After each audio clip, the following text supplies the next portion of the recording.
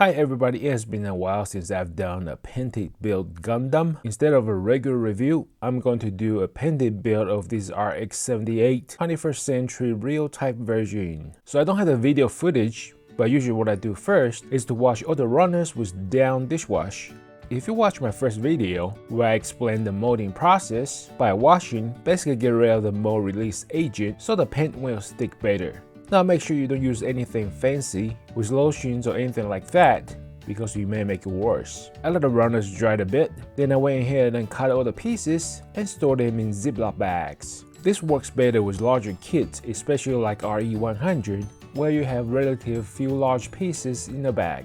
For RJ kits, I found myself spent too much time finding small pieces in a bag. So I think the next time I'm going to separate a single runner into multiple bags, especially for the RG kits. So usually at this point, I rather just clean up all the gates, or I will start following the manual like I'm building the kit.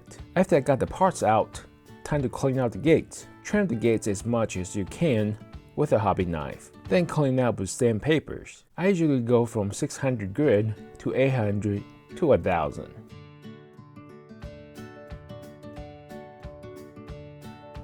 Clean out the parts with a brush, preferably an anti-static brush. Time for some shish kebabs.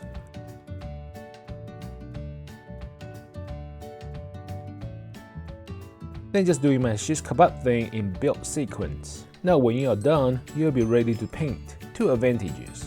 First, you know exactly where each part goes, so you can skip some gate cleanup if the gates are somewhere you can't see. Second, again, you get to know each part, so you will know how to paint the part. If you are just following the paint scheme, then this is probably not a big deal, but I like to do shading, and I need to know where the lights are going to hit each part the most, so I can control the color accordingly.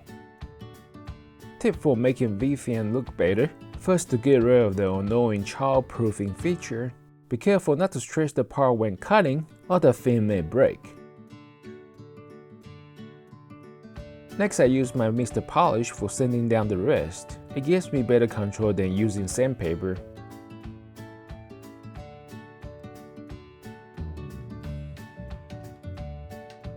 I also use the tool to make the V-fin thinner, give it a more to scale look. Final cleanup with the sandpaper. Okay, all parts are on the sticks. Time to fire up the the compressor. Stay tuned for part 2 of the build. Thanks everybody, I'll see you next time.